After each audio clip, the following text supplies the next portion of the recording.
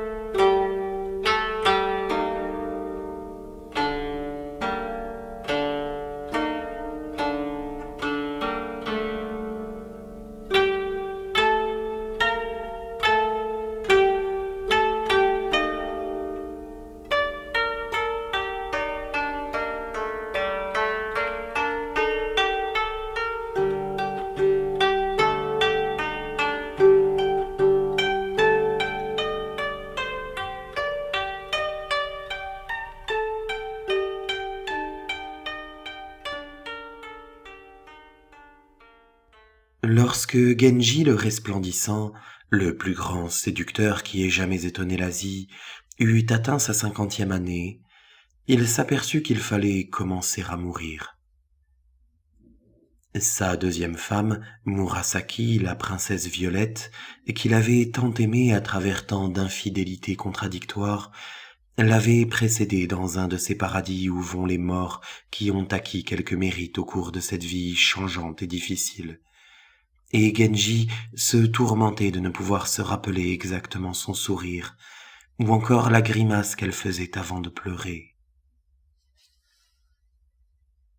Sa troisième épouse, la princesse du palais de l'Ouest, l'avait trompé avec un jeune parent, comme il avait trompé son père au jour de sa jeunesse avec une impératrice adolescente.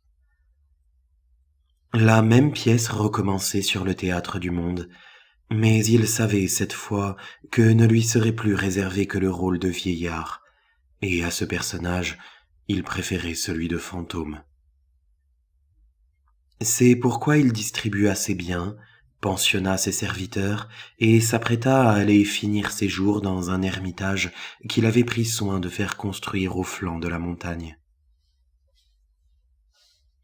Il traversa une dernière fois la ville, suivi seulement de 2 ou 3 compagnons dévoués qui ne se résignaient pas à prendre congé en lui de leur propre jeunesse.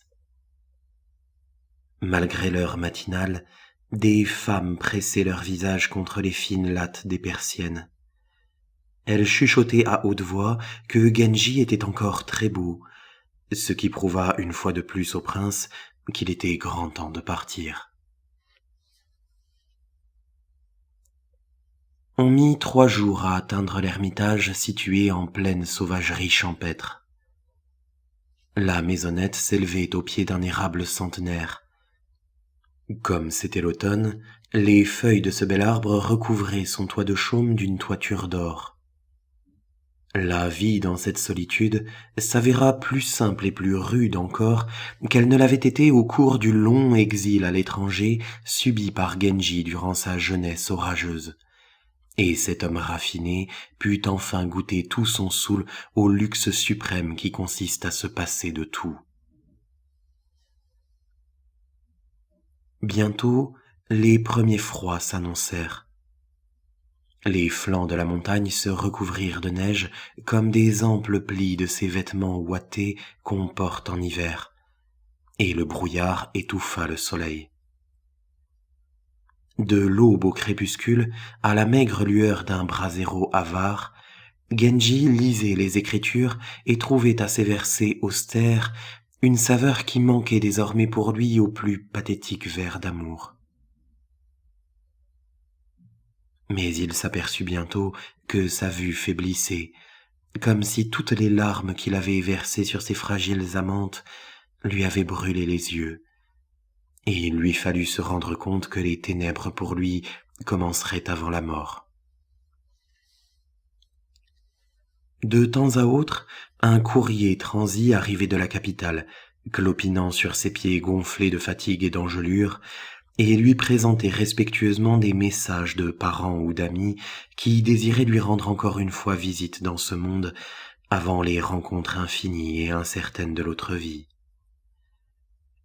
Mais Genji craignait de ne plus inspirer à ses hôtes que de la pitié ou du respect, deux sentiments dont il avait horreur et auxquels il préférait l'oubli.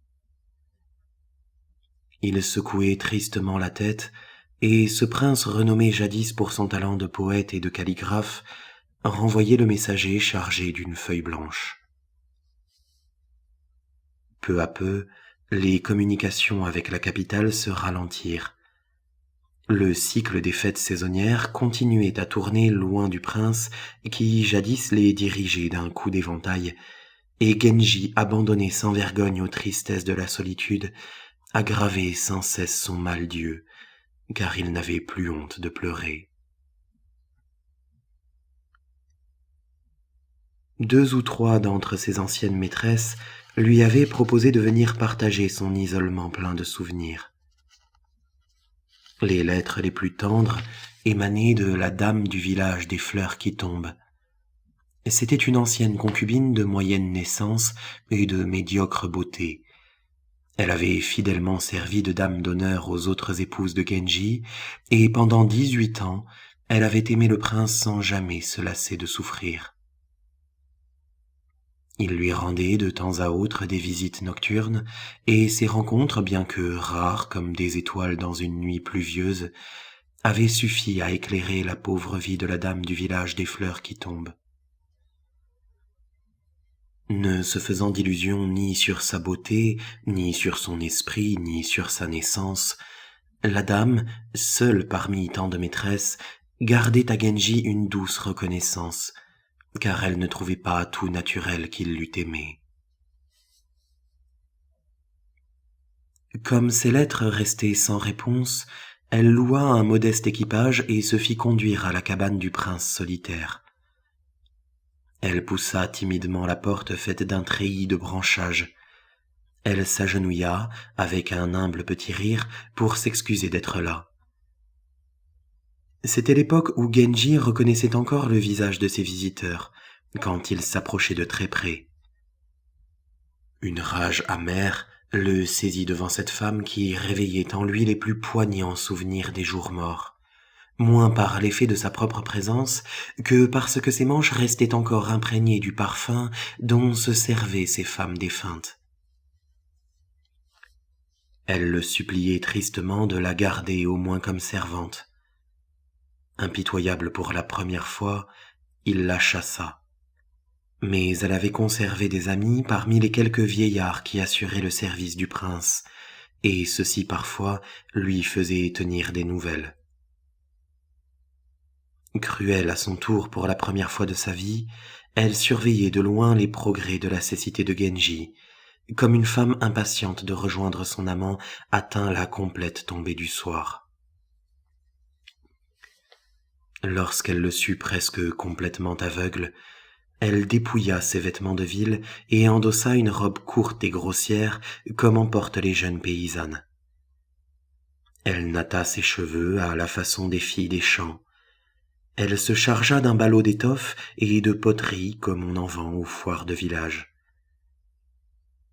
Ainsi affublée, elle se fit conduire à l'endroit où l'exilé volontaire habitait en compagnie des chevreuils et des paons de la forêt.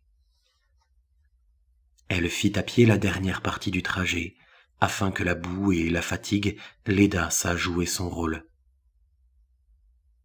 Les pluies tendres du printemps tombaient du ciel sur la terre molle, noyant les dernières lueurs du crépuscule.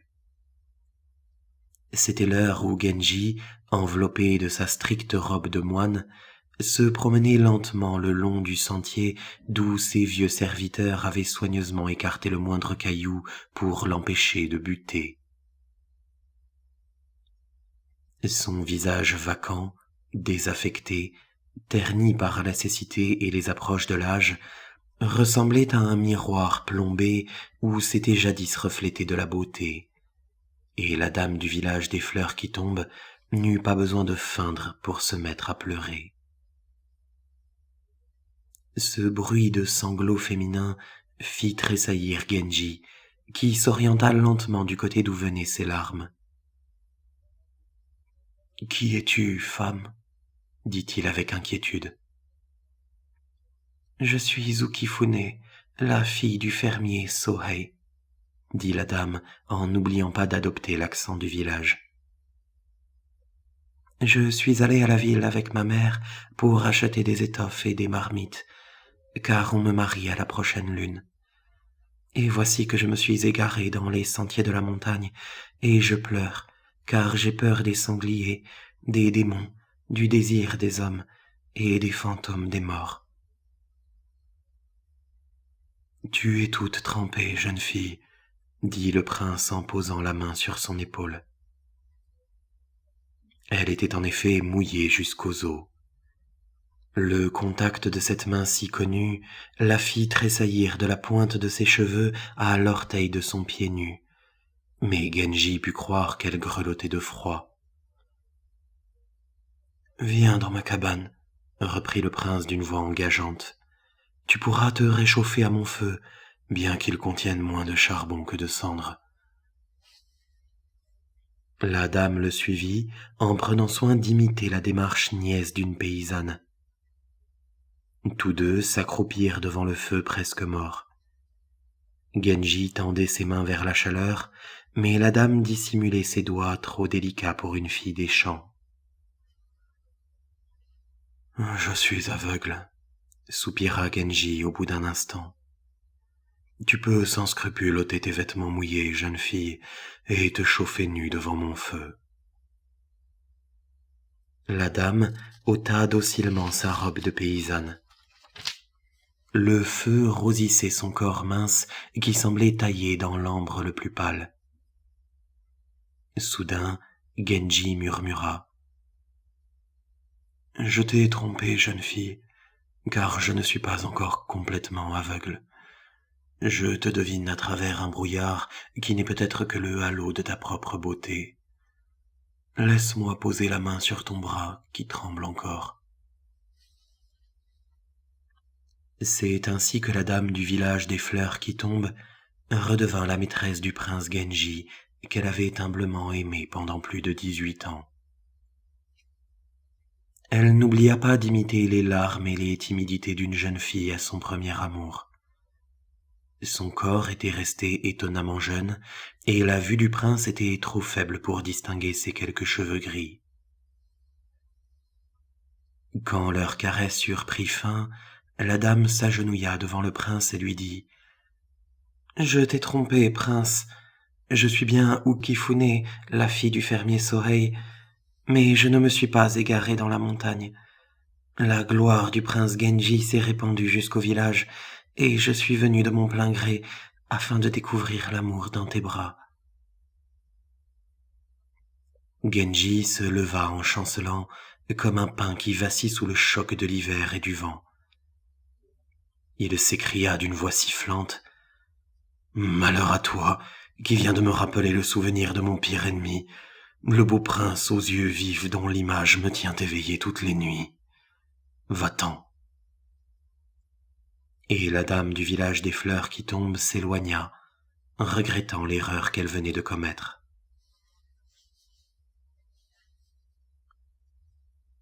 Pendant les semaines qui suivirent, Genji resta seul. Il souffrait. Il s'apercevait avec découragement qu'il était encore engagé dans les leurs de ce monde et fort peu préparé au dépouillement et au renouvellement de l'autre vie. La visite de la fille du fermier Sohei avait réveillé en lui le goût des créatures aux poignets étroits, aux longues poitrines coniques, aux rires pathétiques et dociles. Depuis qu'il devenait aveugle, le sens du toucher demeurait son seul moyen de contact avec la beauté du monde, et les paysages où il était venu se réfugier ne lui dispensaient plus de consolation, car le bruit d'un ruisseau est plus monotone que la voix d'une femme, et les courbes des collines ou les mèches des nuages sont faites pour ceux qui voient, et planent trop loin de nous pour se laisser caresser. 2 mois plus tard, La dame du village des fleurs qui tombent fit une seconde tentative. Cette fois, elle s'habilla et se parfuma avec soin, mais elle prit garde que la coupe des étoffes eût quelque chose d'étriqué et de timide dans son élégance même, et que le parfum discret mais banal suggérât le manque d'imagination d'une jeune femme sortie d'un clan honorable de la province et qui n'a jamais vu la cour. Pour cette occasion, elle loua des porteurs et une chaise imposante, mais à laquelle manquaient les derniers perfectionnements de la ville. Elle s'arrangea pour n'arriver aux environs de la cabane de Genji qu'à la nuit close. L'été l'avait devancée dans la montagne. Genji, assis au pied de l'érable, écoutait les grillons chanter. Elle s'approcha de lui en dissimulant à demi son visage derrière un éventail et murmura avec confusion « Je suis Shoujo, la femme de Sukazu, un noble de 7e rang de la province de Yamato. Je suis partie en pèlerinage au temple d'Issé, mais un de mes porteurs vient de se fouler le pied, et je ne puis continuer ma route avant l'aurore. Indique-moi une cabane où je puisse loger sans crainte de calomnie et faire reposer mes serviteurs. » Où une jeune femme est-elle plus à l'abri des calomnies que dans la maison d'un vieillard aveugle, dit amèrement le prince. Ma cabane est trop petite pour tes serviteurs qui s'installeront sous cet arbre, mais je te céderai l'unique matelas de mon ermitage. Il se leva en tâtonnant pour lui montrer le chemin. Pas une fois il n'avait levé les yeux vers elle, et à ce signe, elle reconnut qu'il était complètement aveugle. Quand elle se fut étendue sur le matelas de feuilles sèches, Genji vint reprendre son poste mélancolique sur le seuil de la cabane. Il était triste et ne savait même pas si cette jeune femme était belle. La nuit était chaude et claire. La lune mettait une lueur sur le visage levé de l'aveugle, qui semblait sculpté dans du jade blanc. Au bout d'un long moment, la dame quitta sa couche forestière et vint à son tour s'asseoir sur le seuil. Elle dit avec un soupir « La nuit est belle et je n'ai pas sommeil. Permets-moi de chanter une des chansons dont mon cœur est plein. » Et sans attendre la réponse, elle chanta une romance que le prince chérissait pour l'avoir entendue bien des fois, jadis, sur les lèvres de sa femme préférée, la princesse Violette. Genji, troublé, se rapprocha insensiblement de l'inconnu. « D'où viens-tu, jeune femme, qui sait des chansons qu'on aimait dans ma jeunesse? Harpe où se jouent des airs d'autrefois, laisse-moi passer la main sur tes cordes. » Et il lui caressa les cheveux. Après un instant, il demanda « Hélas, ton mari n'est-il pas plus beau et plus jeune que moi, jeune femme du pays de Yamato? »« Mon mari est moins beau et paraît moins jeune, » répondit simplement la dame du village des fleurs qui tombent. Ainsi, la dame devint sous un nouveau déguisement la maîtresse du prince Genji, auquel elle avait appartenu autrefois. Au matin, elle l'aida à préparer une bouteille chaude, et le prince Genji lui dit « Tu es habile et tendre, jeune femme, et je ne crois pas que même le prince Genji, qui fut si heureux en amour, ait eu une maîtresse plus douce que toi. » « Je n'ai jamais entendu parler du prince Genji, » dit la dame en secouant la tête. « Quoi ?» s'écria amèrement Genji. « A-t-il été si vite oublié ?» Et toute la journée, il resta sombre. La dame comprit alors qu'elle venait de se tromper pour la seconde fois, mais Genji ne parlait pas de la renvoyer, et il semblait heureux d'écouter le frôlement de sa robe de soie dans l'herbe. L'automne arriva, changeant les arbres de la montagne en autant de fées vêtues de pourpre et d'or, mais destinées à mourir au premier froid. La dame décrivait à Genji ses brins gris, ses brins dorés, ses brins mauves, en n'ayant soin de n'y faire allusion que par hasard, et chaque fois elle évitait de paraître trop ostensiblement lui porter secours. Elle ravissait continuellement Genji par l'invention d'ingénieux colliers de fleurs, de plats raffinés à force de simplicité, de paroles nouvelles adaptées à de vieux airs touchants et blessés. Elle avait déjà déployé les mêmes charmes dans son pavillon de 5e concubine, où Genji la visitait autrefois, mais distrait par d'autres amours, il ne s'en était pas aperçu. À la fin de l'automne, les fièvres montèrent des marécages. Les insectes pullulaient dans l'air infecté, et chaque respiration était comme une gorgée d'eau bue à une source empoisonnée. Genji tomba malade et se coucha sur son lit de feuilles mortes en comprenant qu'il ne se relèverait plus. Il avait honte devant la dame de sa faiblesse et des soins humiliants auxquels l'obligeait la maladie. Mais cet homme qui toute sa vie avait cherché dans chaque expérience ce qu'elle avait à la fois de plus unique et de plus déchirant, ne pouvait que goûter ce que cette intimité nouvelle et misérable ajoutait entre deux êtres aux étroites douceurs de l'amour. Un matin où la dame lui massait les jambes, Genji se souleva sur le coude et, cherchant à tâtons les mains de la dame, il murmura: « Jeune femme qui soigne celui qui va mourir, je t'ai trompé. Je suis le prince Genji. » Lorsque je suis venue vers toi, je n'étais qu'une provinciale ignorante, dit la dame, et je ne savais pas qui était le prince Genji. Je sais maintenant qu'il a été le plus beau et le plus désiré d'entre les hommes, mais tu n'as pas besoin d'être le prince Genji pour être aimé. Genji la remercia d'un sourire. Depuis que ses yeux se taisaient, on eût dit que son regard bougeait sur ses lèvres. « Je vais mourir, » fit-il péniblement. « Je ne me plains pas d'un sort que je partage avec les fleurs, avec les insectes, avec les astres. Dans un univers où tout passe comme un songe, on s'en voudrait de durer toujours. Je ne me plains pas que les choses, les êtres, les cœurs soient périssables, puisqu'une part de leur beauté est faite de ce malheur. Ce qui m'afflige, c'est qu'ils soient uniques. Jadis, la certitude d'obtenir à chaque instant de ma vie une révélation qui ne se renouvellerait plus composait le plus clair de mes secrets plaisirs. Maintenant, je meurs honteux comme un privilégié qui aurait assisté seul à une fête sublime qu'on ne donnera qu'une fois. Chers objets, vous n'avez pour témoin qu'un aveugle qui meurt. D'autres femmes fleuriront, aussi souriantes que celles que j'ai aimées, mais leur sourire sera différent, et le grain de beauté qui me passionnait se sera déplacé sur leurs joues d'ambre de l'épaisseur d'un atome.